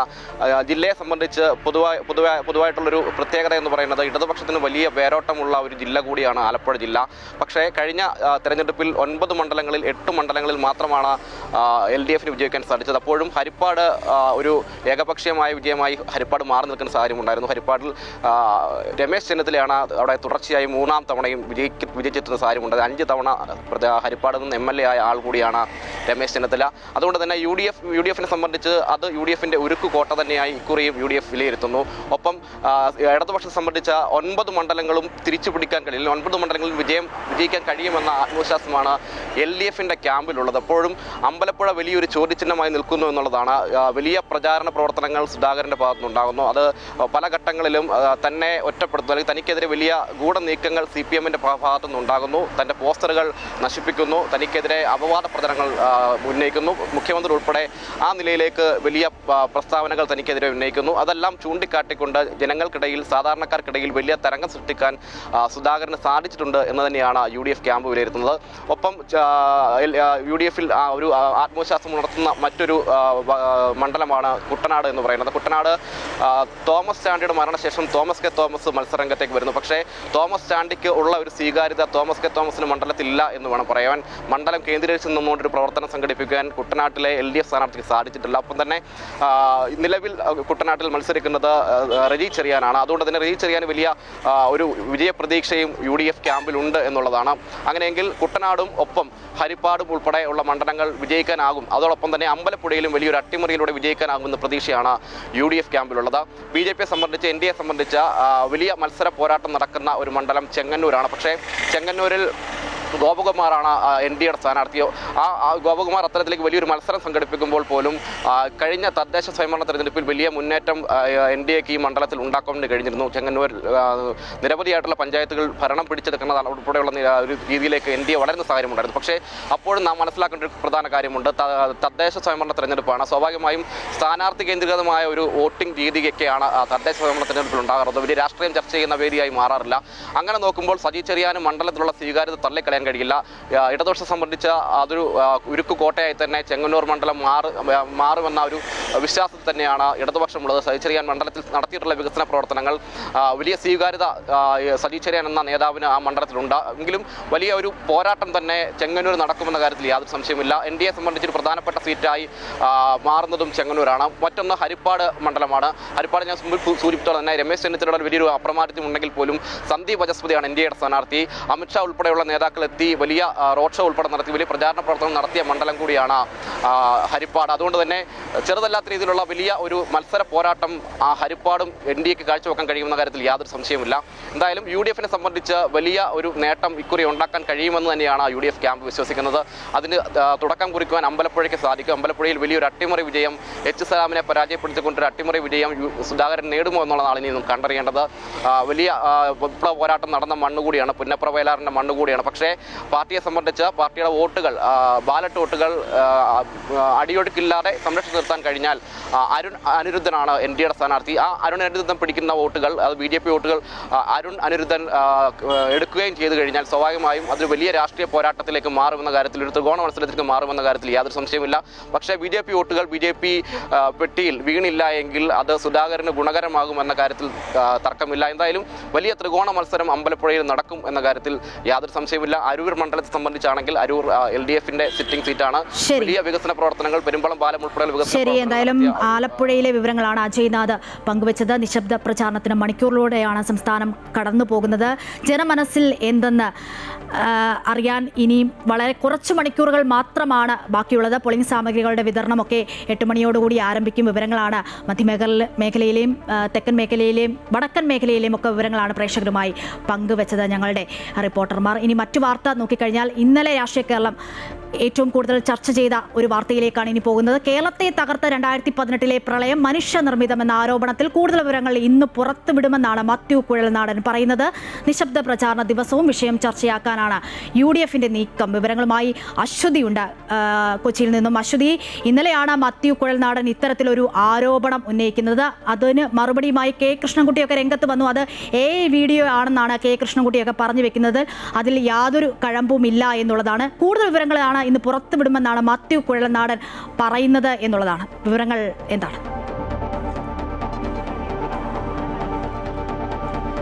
ഈ തെരഞ്ഞെടുപ്പിന്റെ ഏറ്റവും അവസാന ഘട്ടത്തിൽ എത്തിയപ്പോഴാണ് മാത്യു കുഴൽനാടൻ ഇത്തരത്തിലുള്ളൊരു വലിയ ആരോപണവുമായി രംഗത്ത് വന്നത്. അത് തീർച്ചയായും അക്ഷരാർത്ഥത്തിൽ രാഷ്ട്രീയ കേരളത്തെ പിടിച്ചു കുലുക്കുന്നതാണ് എന്ന കാര്യത്തിൽ സംശയമില്ല. കാരണം 2018 പ്രളയം അത്രമേൽ കേരള സമൂഹത്തെ ആകെ ഉലച്ചിട്ടുണ്ട്. അതിൻ്റെ ഒരു ഓർമ്മപ്പെടുത്തൽ കൂടിയായിരുന്നു മാത്യു കുഴൽനാടൻ്റെ ഇന്നലത്തെ വാർത്താ സമ്മേളനം. ഇത് മനുഷ്യനിർമ്മിത പ്രളയം എന്ന് വെള്ളപ്പൊക്കം എന്ന് പലപ്പോഴും ആരോപണങ്ങൾ ഉയർന്നിരുന്നു. പക്ഷേ അത് നിയമസഭയിലടക്കം അത്തരത്തിലുള്ള ചോദ്യങ്ങൾക്ക് അല്ല എന്നുള്ളൊരു മറുപടി നിയമസഭയിലടക്കം മന്ത്രി നൽകിയിട്ടുമുണ്ട്. എന്തായാലും ഈ വിഷയത്തിൽ ഈ ഓഡിയോ സന്ദേശം ഇന്നലെ മാത്യു കുഴൽനാടൻ പുറത്തുവിട്ട ഓഡിയോ സംഭാഷണം അത് AI നിർമ്മിതമാണ് എന്നൊരു മറു ആരോപണമാണ് കെ കൃഷ്ണൻകുട്ടി അടക്കം മുന്നോട്ട് വെച്ചത്. പക്ഷേ എന്തുകൊണ്ടാണ് അതിൽ ഇതുവരെ പരാതി നൽകാത്തത് എന്ന് മാത്യു കുഴൽനാടൻ തിരിച്ചു ചോദിക്കുന്നുമുണ്ട്. ഇക്കാര്യങ്ങളായിരിക്കും ഇന്നത്തെ ദിവസം ഏറ്റവും അധികം ചർച്ചയാകാൻ പോകുന്ന ഒരു പ്രധാനപ്പെട്ട കാര്യം. ഇതിൽ ഇതുവരെ തനിക്കെതിരെ പരാതി നൽകിയിട്ടില്ല എന്നും മാത്യു കുഴൽനാടൻ പറയുന്നു. ഇത് തെരഞ്ഞെടുപ്പിനെയും സ്ഥാനാർത്ഥിത്വത്തെയും ഒക്കെ ബാധിക്കുമെന്ന് അറിയാവുന്ന ഒരു കാര്യം കൃത്രിമമായി ഉണ്ടാക്കില്ല എന്നുള്ള ഒരു കാര്യം കൂടി മാത്യു കുഴൽനാടൻ വ്യക്തമാക്കുന്നു. എന്തായാലും ഈ വിഷയം അങ്ങേയറ്റം അഴിമതി, അത് പല ഇടങ്ങളിലാണ്, പെരിങ്ങൽകുത്തിലും അതുപോലെ തന്നെ തോട്ടപ്പള്ളി സ്പിൽവേയിലും അടക്കമുള്ള ഇടങ്ങളിലൊക്കെ ഇത്തരത്തിൽ വലിയ അഴിമതി കാരണമാണ് ഈ വെള്ളപ്പൊക്കം പ്രളയം ഉണ്ടായത് എന്നതാണ് മാത്യു കുഴൽനാടൻ ചൂണ്ടിക്കാണിക്കാൻ ശ്രമിക്കുന്നത്. ഇന്ന് അതിൻ്റെ കൂടുതൽ വിശദാംശങ്ങൾ പുറത്തുവിടുന്നതോടെ ഈ തെരഞ്ഞെടുപ്പിൽ പോളിംഗ് ബൂത്തിലേക്ക് പോകുന്ന ആളുകളുടെ മനസ്സിൽ വീണ്ടും 2018 പ്രളയം സൂചിപ്പിച്ച പോലെ തന്നെ വലിയ ബോംബ് പൊട്ടുമോ എന്നതാണ് രാഷ്ട്രീയ കേരളം ഉറ്റുനോക്കുന്നത്. ഇനി വളരെ കുറച്ച് മണിക്കൂറുകൾ മാത്രമേ ഉള്ളൂ കേരളം പോളിംഗ് ബൂത്തിൽ എത്താൻ. അപ്പോഴാണ് ഇത്തരത്തിൽ ആരോപണവുമായി മാത്യു കുഴൽനാടൻ രംഗത്ത് വരുന്നത്. ഇന്ന് കൂടുതൽ വിവരങ്ങൾ പുറത്തുവിടും എന്നതാണ് അദ്ദേഹം പറയുന്നത്. വിവരങ്ങളാണ് അശ്വതി കൊച്ചിയിൽ നിന്നും നൽകിയത്. പശ്ചിമേഷ്യയിൽ സമാധാനത്തിന്റെ വെള്ളരിപ്രാവുകൾ പറക്കുമെന്നതാണ് ഏറ്റവും ആശ്വാസകരമായ വാർത്തയാണ് നമ്മളെ തേടിയെത്തുന്നത്. പശ്ചിമേഷ്യൻ സംഘർഷത്തിന് താൽക്കാലിക വിരാമം, 2 ആഴ്ചത്തേക്കുള്ള വെടിനിർത്തലിന് സംബന്ധിച്ച് അമേരിക്കയും ഇറാനും ആക്രമണം നിർത്തിവെച്ചതായി ആദ്യം ട്രംപ് അറിയിക്കുകയും ഇറാന് പിന്നാലെ അംഗീകരിക്കുകയും ചെയ്തു. ഹോർമൂസ് തുറക്കണമെന്ന ആവശ്യവും ഇറാൻ സമ്മതിച്ചതായാണ് റിപ്പോർട്ട്. പാകിസ്ഥാന്റെ മധ്യസ്ഥ ശ്രമങ്ങളാണ് സമാധാനത്തിലേക്കുള്ള വഴി തുറന്നത്. റിപ്പോർട്ടിലേക്ക്. 1.5 മാസമായി തുടർന്നു വന്ന പശ്ചിമേഷ്യൻ സംഘർഷത്തിനാണ് താൽക്കാലിക വിരാമം ഉണ്ടായിരിക്കുന്നത്.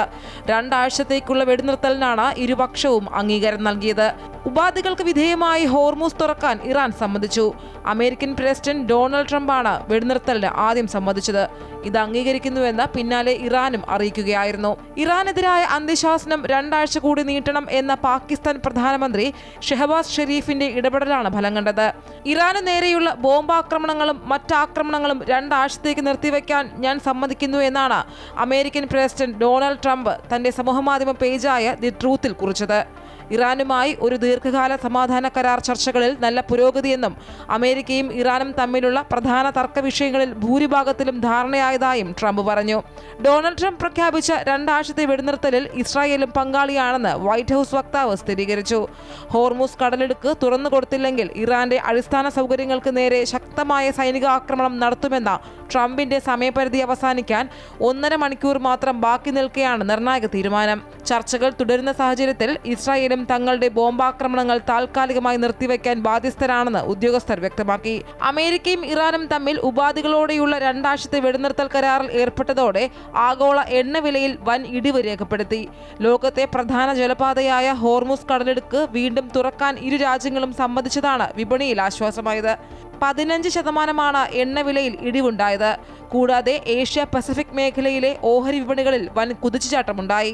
അതേസമയം സമാധാന ശ്രമങ്ങളുടെ ഫലമായി വെള്ളിയാഴ്ച ഇസ്ലാമാബാദിൽ വെച്ച് ചർച്ചകൾക്കായി ഇറാൻ അമേരിക്ക പ്രതിനിധികളെ പാകിസ്ഥാൻ ക്ഷണിച്ചിട്ടുണ്ട്. ഈ ചർച്ചകൾ ദീർഘകാല സമാധാന കരാറിലേക്ക് നീങ്ങുമെന്നാണ് ലോകം പ്രത്യാശിക്കുന്നത്. News desk Amrita TV. ചന്ദ്രനെ ചുറ്റിയുള്ള ആർട്ടിമിസ് 2 ദൗത്യത്തിനിടെ ബഹിരാകാശ യാത്രികർ പകർത്തിയ അത്യപൂർവ ചിത്രങ്ങൾ നാസ പുറത്തുവിട്ടു. ചന്ദ്രന്റെ ഉപരിതലത്തിന് പിന്നിലൂടെ ഭൂമി ഉയർന്നുവരുന്ന എർത്ത് സെറ്റ് ദൃശ്യമാണ് ചിത്രങ്ങളിൽ ഏറ്റവും പ്രധാനപ്പെട്ടത്. 1968 അപ്പോളോ 8 ദൗത്യം പകർത്തിയ വിഖ്യാതമായ എർത്ത് റൈസ് ചിത്രത്തിന് ശേഷം ബഹിരാകാശ പരിവേഷണ ചരിത്രത്തിലെ ഏറ്റവും ശ്രദ്ധേയമായ ദൃശ്യമായി ഇതിനോടകം തന്നെ ഈ എർത്ത് സെറ്റ് ചിത്രം മാറിക്കഴിഞ്ഞു. അപ്പോളോ 13 ദൗത്യം കുറിച്ച റെക്കോർഡ് ദൂരം ഭേദിച്ചാണ് ഇത്തവണ ആർട്ടിമിസ് 2 ദൗത്യം യാത്ര ചെയ്യുന്നത്. ഭൂമിയിൽ നിന്നും ഏറ്റവും അകലേക്ക് സഞ്ചരിച്ച മനുഷ്യർ എന്ന റെക്കോർഡ് സ്വന്തമാക്കിയിരിക്കുകയാണ് ആർട്ടിമിസ് ദൗത്യത്തിന്റെ ഭാഗമായ 4 സഞ്ചാരികൾ. ഭൂമിയിൽ നിന്നും 4,6771 കിലോമീറ്റർ അകലെ വരെയാണ് സംഘം എത്തിയത്. ചന്ദ്രനെ വലം വെച്ചുകൊണ്ടുള്ള നിർണായകമായ 10 ദിവസത്തെ ഈ ദൗത്യം പൂർത്തിയാക്കി. ഒറിയോൺ പേടകം 2026 ഏപ്രിൽ 10 പസഫിക് സമുദ്രത്തിൽ സുരക്ഷിതമായി ലാൻഡ് ചെയ്യും.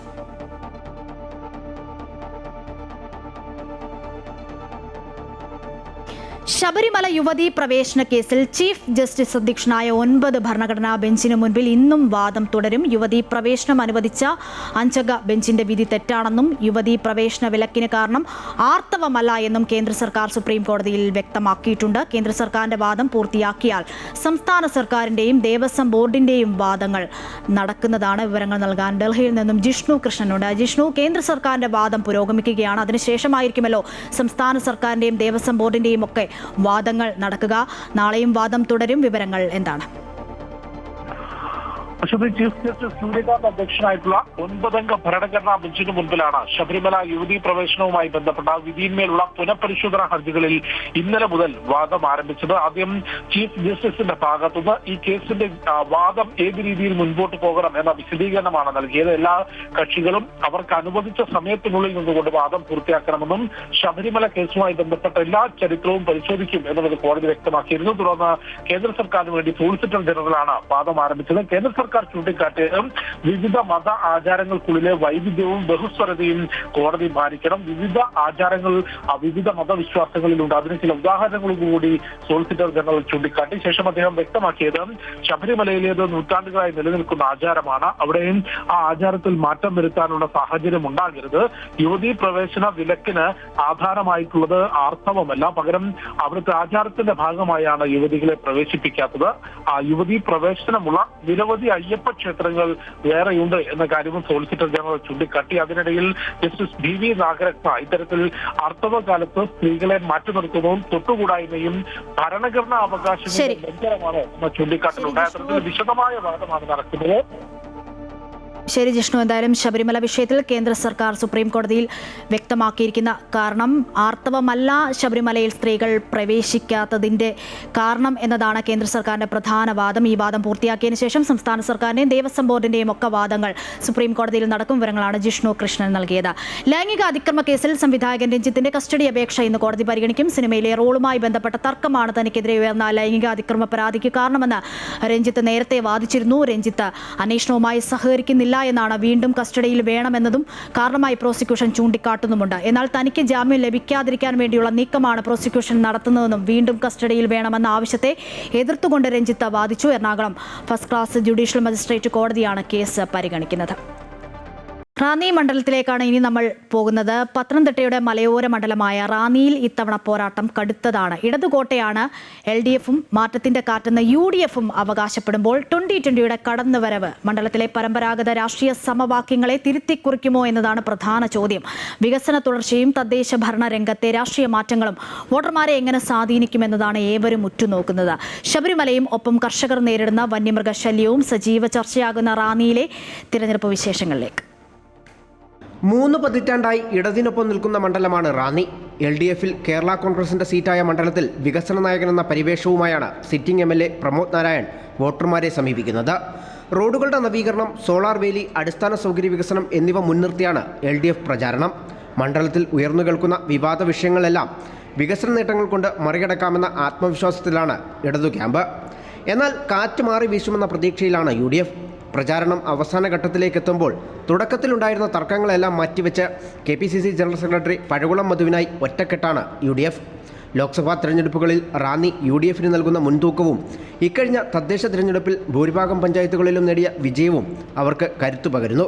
1285 വോട്ടുകൾക്ക് കൈവിട്ട മണ്ഡലം ഇത്തവണ തിരിച്ചുപിടിക്കാൻ സർവ്വസന്നാഹങ്ങളുമായാണ് പാർട്ടി കളത്തിലിറങ്ങിയിരിക്കുന്നത്. ഈ രാഷ്ട്രീയ പോരാട്ടത്തിലേക്കാണ് NDAയുടെ 2020 മൂന്നാം ശക്തിയായി കടന്നുവരുന്നത്. തോമസ് കെ സാമുവലിലൂടെ BJP BDJS വോട്ടുകൾക്ക് പുറമെ ന്യൂനപക്ഷ വോട്ടുകളിലും 2020 കണ്ണുവെക്കുന്നു. ശബരിമല മുഖ്യ വിഷയമാകുന്ന മണ്ഡലത്തിൽ BJPയുടെ വോട്ട് ബാങ്ക് നിർണായകമാണ്. കഴിഞ്ഞ ലോക്സഭാ തെരഞ്ഞെടുപ്പിൽ NDA സ്ഥാനാർത്ഥി K സുരേന്ദ്രൻ സമാഹരിച്ച 39,000-ത്തിലധികം വോട്ടുകൾ മണ്ഡലത്തിലെ ശക്തമായ സാന്നിധ്യമായി അവരെ മാറ്റുന്നു. വികസനവും വിശ്വാസവും രാഷ്ട്രീയ മാറ്റങ്ങളും സജീവ ചർച്ചയാകുന്ന റാന്നിയിൽ വിധി നിർണ്ണയിക്കുക മലയോര ജനതയുടെ നിലപാടുകളാകും. 3 മുന്നണികൾക്കും ഒരുപോലെ നിർണായകമായ ഈ പോരാട്ടത്തിൽ റാന്നിയുടെ ജനവിധിക്കായി കേരളം കാത്തിരിക്കുന്നു. അമൃത ന്യൂസ്, പത്തനംതിട്ട. നിയമസഭാ തെരഞ്ഞെടുപ്പിൽ പത്തനാപുരം മണ്ഡലത്തിൽ ഇത്തവണ തീപാറുന്ന പോരാട്ടമാണ് അരങ്ങേറുന്നത്. മന്ത്രിയും നിലവിലെ MLAയുമായ ഗണേഷ് കുമാറിനെതിരെ UDFിലെ ജ്യോതികുമാർ ചാമക്കാലയും 2020 സ്ഥാനാർത്ഥിയായി S അനിൽകുമാറും നേർക്കുനേർ എത്തുന്നതോടെ ശക്തമായ ത്രികോണ മത്സരമാണ് പത്തനാപുരത്തും. വികസന നേട്ടങ്ങളും വ്യക്തിപരമായ ജനപ്രീതിയും മുന്നോട്ട് വെച്ച് ഗണേഷ് കുമാർ വീണ്ടും വിജയം ആവർത്തിക്കാൻ ശ്രമിക്കുമ്പോൾ ഭരണവിരുദ്ധ വികാരവും മാറ്റത്തിനായുള്ള ആവശ്യമെന്ന മുദ്രാവാക്യവും ഉയർത്തിയാണ് എതിരാളികൾ രംഗത്തുള്ളത്. കൊല്ലം ജില്ലയിലെ പത്തനാപുരം മണ്ഡലത്തിൽ ഇത്തവണ തീപാറുന്ന മത്സരമാണ്. KB ഗണേഷ് കുമാർ എന്ന സിറ്റിംഗ് MLAയുടെ കാൽനൂറ്റാണ്ട് കാലത്തെ കുത്തക അവസാനിപ്പിക്കാനാണ് UDFിലെ ജ്യോതികുമാർ ചാമക്കാലയും 2020 സ്ഥാനാർത്ഥിയായ S അനിൽകുമാറും മത്സരിക്കുന്നത്. മണ്ഡലത്തിന്റെ മുഖമായി മാറിയ Kerala Congress B chairman KB Ganesh കുമാറാണ് ഇക്കുറിയും ഇടതുപക്ഷത്തിനായി ജനവിധി തേടുന്നത്. സർക്കാരിന്റെ വികസന നേട്ടങ്ങളും വ്യക്തിപരമായ ജനപ്രീതിയും മന്ത്രി എന്ന നിലയിൽ KSRTCയിൽ നടപ്പിലാക്കിയ ഭരണപരിഷ്കാര നേട്ടങ്ങളും മുന്നോട്ട് വെച്ചാണ് ഗണേഷ് കുമാർ വോട്ട് ചോദിക്കുന്നത്. 2001 മുതൽ മണ്ഡലത്തെ പ്രതിനിധീകരിക്കുന്ന ഗണേഷ് കുമാർ തന്റെ 6ാം വിജയത്തിനായാണ് ജനവിധി തേടുന്നത്. എന്നാൽ ഇത്തവണ ജ്യോതികുമാർ ചാമക്കാലയെ പോലൊരു കരുത്തനായ സ്ഥാനാർത്ഥിയെ കളത്തിലിറക്കി മണ്ഡലം തിരിച്ചുപിടിക്കാനാണ് UDF ലക്ഷ്യമിടുന്നത്. 2021 മുതൽ KB ഗണേഷ് കുമാറിന്റെ ഭൂരിപക്ഷം പകുതിയാക്കി കുറച്ച ജ്യോതികുമാർ ചാമക്കാല കഴിഞ്ഞ 5 വർഷവും പത്തനാപുരത്ത് തന്നെ സ്ഥിരതാമസമാക്കിയിരിക്കുകയായിരുന്നു. കഴിഞ്ഞ തവണത്തെ പരാജയത്തിൽ നിന്നും പാഠം ഉൾക്കൊണ്ട് ഇത്തവണ നേരത്തെ തന്നെ മണ്ഡലത്തിൽ സജീവമായ സ്ഥാനാർത്ഥി മണ്ഡലത്തിലെ എല്ലാ ജനകീയ പ്രശ്നങ്ങളിലും സജീവമായി ഇടപെട്ട് ജനപിന്തുണ വർദ്ധിപ്പിച്ചിട്ടുണ്ട്. മണ്ഡലത്തിലെ സാമുദായിക സമവാക്യങ്ങളും ഇത്തവണ അനുകൂലമാകുമെന്ന പ്രതീക്ഷയിലാണ് UDF ക്യാമ്പ്.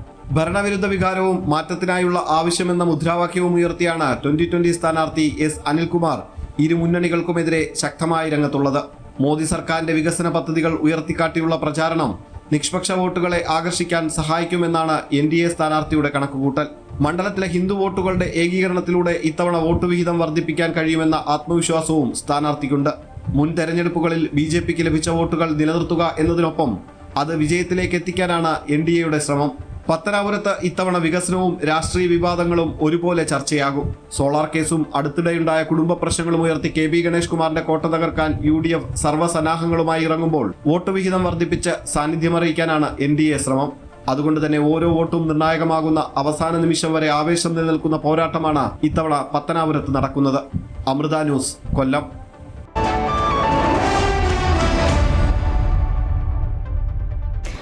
ബിസിനസ് വിശേഷങ്ങളിലേക്ക് പോയാൽ വിപണി വിലയിരുത്തലുമായി ധനകാര്യ ഓഹരി വിദഗ്ധൻ K ദിലീപ് ചേരുന്നുണ്ട്. ദിലീപ്, ഈ പറഞ്ഞ പോലെ തന്നെ തകർന്നടിഞ്ഞ വിപണിയാണ് കഴിഞ്ഞ ദിവസങ്ങളൊക്കെ കാണാൻ കഴിഞ്ഞത്. എങ്ങനെയായിരിക്കും വിപണിയിൽ ഉണർവ് ഉണ്ടാകുമോ? രണ്ടാഴ്ചത്തേക്കുള്ള വെടിനിർത്തലിന് തത്വത്തിൽ ധാരണയായത് വിപണികളെ പ്രോത്സാഹിപ്പിക്കും. ഇന്ന് വലിയൊരു നേട്ടത്തിൽ തന്നെയായിരിക്കും വ്യാപാരം തുടങ്ങുക. കഴിഞ്ഞ 3-4 ദിവസമായി വിപണിയിൽ നിക്ഷേപ താല്പര്യം തന്നെയായിരുന്നു. 23,000-ന് മുകളിലാണ് മുൻനിര സൂചികയായി നിഫ്റ്റിയിൽ ഇന്നലെ വ്യാപാരം അവസാനിപ്പിച്ചത്. ഇത് വിപണി മുന്നോട്ട് നീങ്ങും എന്നുള്ളതിൻ്റെ സൂചന ലഭിക്കുന്നുമുണ്ട്. മാത്രമല്ല, ക്രൂഡ് ഓയിൽ വിലയിൽ വലിയ തോതിലുള്ള ഇടിവ് ഇന്നലെ പ്രകടമായിരുന്നു. $94 ബ്രണ്ട് ക്രൂഡ് ഓയിലിൻ്റെ വില താഴ്ന്നത്. ഇത് വീണ്ടും താഴ്ന്നിക്കും എന്നുള്ളതിൻ്റെ സൂചന ലഭിക്കുന്നുമുണ്ട്. ഹോർമൂസ് കടലിടുക്ക് തുറന്നു കൊടുത്തേക്കും എന്നുള്ളതിൻ്റെ ഒരു സൂചന കൂടി ലഭിച്ചതോടുകൂടെ എണ്ണവിലയിൽ കൂടുതൽ ഇടിവുണ്ടാകുന്നത് വിപണികൾക്ക് കൂടുതൽ പ്രോത്സാഹനമാവുകയും ചെയ്യും. എന്തായാലും ഇന്ന് വലിയൊരു നേട്ടത്തിൽ തന്നെയായിരിക്കും വ്യാപാരം തുടങ്ങുക. 23,500 എന്നുള്ള മുൻനിര സൂചികയായി നിഫ്റ്റിയുടെ നിലവാരത്തിന് മുകളിൽ വ്യാപാരം തുറന്നേക്കുമെന്ന് തന്നെയാണ് കരുതുന്നത്. വരും ദിവസങ്ങളിലും ഇതിനനുസരിച്ചുള്ള നിക്ഷേപ താല്പര്യം ഉണ്ടാവുകയും ചെയ്യും. വരും ദിവസങ്ങളിൽ ഏത് തരത്തിലാണ് ഇതുമായി ബന്ധപ്പെട്ട സമാധാന ചർച്ചകളും തീരുമാനങ്ങളും ഉണ്ടാകുന്നത് എന്നുള്ളതും വിപണിയുടെ മുന്നോട്ടുള്ള നീക്കത്തിൽ പ്രോത്സാഹനമാവുകയും ചെയ്യും. വിദേശ നിക്ഷേപ സ്ഥാപനങ്ങളുടെ വിൽപ്പന വലിയ തോതിൽ തുടരുമ്പോഴും ആഭ്യന്തര നിക്ഷേപ സ്ഥാപനങ്ങളും ചെറുകിട നിക്ഷേപകരും അനുകൂലമായി വിപണിയിൽ ഇടപെടുന്നതാണ് ഇപ്പോൾ വിപണിയിലെ മുന്നോട്ട് നീക്കത്തിൽ പ്രധാനപ്പെട്ട ഒരു കാരണം. ആഗോള സാഹചര്യങ്ങൾ മെച്ചപ്പെടുന്നു എന്നുള്ള സൂചനകൾ ലഭിക്കുന്നതും വരും ദിവസങ്ങളിൽ വിപണിയെ മുന്നോട്ട് നയിക്കുന്നതിന് പ്രേരകമായി പ്രവർത്തിക്കുകയും ചെയ്യും. എന്തായാലും ഇന്ന് വലിയൊരു നേട്ടത്തിൽ തന്നെയായിരിക്കും വ്യാപാരം തുടങ്ങുക. മുൻനിര സൂചികയായി നിഫ്റ്റിയുടെ 23,500 എന്ന നിലവാരത്തിന് മുകളിൽ തന്നെ വ്യാപാരം തുടങ്ങുമെന്നാണ് കരുതുന്നത്. വലിയ തോതിലുള്ള കയറ്റങ്ങൾക്കും വിപണിയിൽ സാധ്യതയുണ്ട്. ശരി, കെ ദിലീപാണ് വിവരങ്ങൾ നൽകിയത്. ആധുനിക ചികിത്സാ രീതികളിൽ സംഭവിക്കാനിടയുള്ള പിഴവുകൾ തടയുന്നതിനും രോഗികൾക്ക് സുരക്ഷിതവും നീതിയുക്തവുമായ ആരോഗ്യ സേവനം ഉറപ്പാക്കുന്നതിനുമുള്ള ചട്ടക്കൂടുകൾ ഉടൻ തയ്യാറാക്കണമെന്ന് ആരോഗ്യ നിയമ രംഗത്തെ വിദഗ്ധർ അഭിപ്രായപ്പെട്ടു. വർദ്ധിച്ചുവരുന്ന മെഡിക്കൽ നിയമലംഘനങ്ങളും ആരോഗ്യ മേഖലയിലെ സുസ്ഥിരമായ നയരൂപീകരണവും ലക്ഷ്യമിട്ട് Amrita international school of law Kochi Amrita Vishwa Vidyapeetham ക്യാമ്പസിൽ സംഘടിപ്പിച്ച പ്രത്യേക ചർച്ചയിലാണ് ഈ ആവശ്യമുയർന്നത്.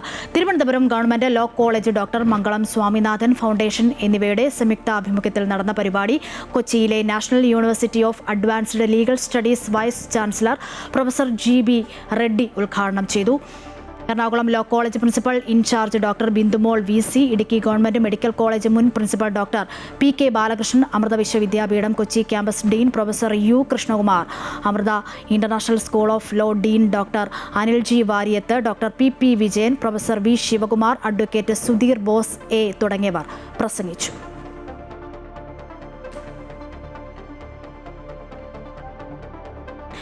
മുഖ്യമന്ത്രിയെ കാണാൻ ചൂരൽമല ദുരന്ത ബാധിതരെത്തി. കൂടിക്കാഴ്ചയിൽ ടൗൺഷിപ്പ് സംബന്ധിച്ച കാര്യങ്ങൾ ചർച്ചയായി. സർക്കാർ എന്നും ദുരന്ത ബാധിതർക്കൊപ്പമെന്ന ഉറപ്പാണ് പിണറായി വിജയൻ നൽകിയത്. ദുരന്തത്തിലെല്ലാം തകർന്നവർക്ക് പ്രതീക്ഷിച്ചതിലും ഉപരി ലഭിച്ചു എന്ന് കാണാനെത്തിയവർ മുഖ്യമന്ത്രിയോട് പറഞ്ഞു. ചിതറിപ്പോയ കുടുംബങ്ങളെ ഒരുമിച്ച് കൂട്ടണമെന്നാണ് ആഗ്രഹം. എല്ലാം നഷ്ടപ്പെട്ട സമയത്ത് സർക്കാരിന്റെ കരുതൽ ആശ്വാസമായി എന്നും സർക്കാരിനോട് പ്രതിജ്ഞാബദ്ധമാണെന്നും കൂട്ടിച്ചേർത്തു. നമുക്ക് ചെയ്തു തന്ന എല്ലാ കാര്യങ്ങൾക്കും വേണ്ടിയിട്ടൊരു നന്ദി അർപ്പിക്കാമെന്ന് മാത്രമേ നമുക്ക് പറ്റുള്ളൂ. അതിനു വേണ്ടിയിട്ടാണ് ഇത്രയും ദൂരം വന്ന് മുഖ്യമന്ത്രിനെ കണ്ട് സംസാരിച്ചത്രേ ഉള്ളൂ. നിങ്ങളുടെ നഷ്ടത്തിനൊന്നും പരിഹാരമല്ലെന്നറിയാം. എന്തൊക്കെ പ്രതിസന്ധികൾ ഉണ്ടായാലും വീട് നിർമ്മിക്കാൻ സർക്കാർ ബാധ്യസ്ഥരാണ്. ഇത് സർക്കാരിന്റെ കടമയാണ്, മുഖ്യമന്ത്രി പറഞ്ഞു. കൂടെ ഒരു ഉപദേശവും നൽകി. കണ്ണായ സ്ഥലത്താണ് സ്ഥലം. റിയൽ എസ്റ്റേറ്റുകാർ കണ്ണുവെക്കും, ഓഫർ തരും, ഒരിക്കലും വിട്ടുകൊടുക്കരുത്. വീണ്ടും ഇടതുപക്ഷ സർക്കാർ അധികാരത്തിൽ വരട്ടെ എന്ന് ആശംസകൾ നേർന്നാണ് ചൂരൽമല നിവാസികൾ മടങ്ങിയത്. News desk, Amrita TV.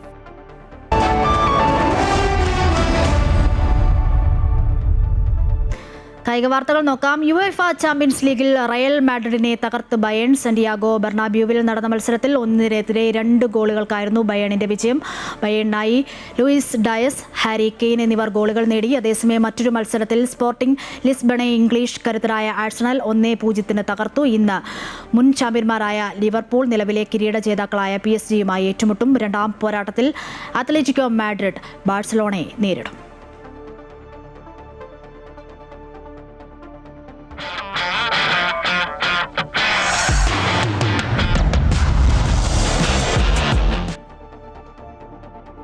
IPL-ൽ Rajasthan റോയൽസിന് തുടർച്ചയായ 3ാം ജയം. ഗുവാഹത്തിയിൽ മുംബൈ ഇന്ത്യൻസിനെതിരെ 27 റൺസിന്റെ ജയമാണ് രാജസ്ഥാൻ സ്വന്തമാക്കിയത്. മഴയെ തുടർന്ന് 11 ഓവറാക്കി ചുരുക്കിയ മത്സരത്തിൽ ടോസ് നഷ്ടപ്പെട്ട് ബാറ്റിംഗിനെത്തിയ രാജസ്ഥാൻ 3 വിക്കറ്റ് നഷ്ടത്തിൽ 150 റൺസാണ് നേടിയത്.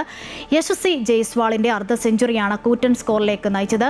വൈഭവ് സൂര്യവംശി 14 പന്തിൽ 39 റൺസ് നേടി. മറുപടി ബാറ്റിംഗിൽ മുംബൈക്ക് 11 ഓവറിൽ 9 വിക്കറ്റ് നഷ്ടത്തിൽ 123 റൺസ് എടുക്കാൻ മാത്രമേ സാധിച്ചു. ഇതോടെ ഗുഡ് മോർണിംഗ് കേരളം പൂർണ്ണമാകുന്നു. കൂടുതൽ വാർത്തകൾക്കായി അമൃത ന്യൂസിന്റെ YouTube ചാനൽ സന്ദർശിക്കുക. നമസ്കാരം.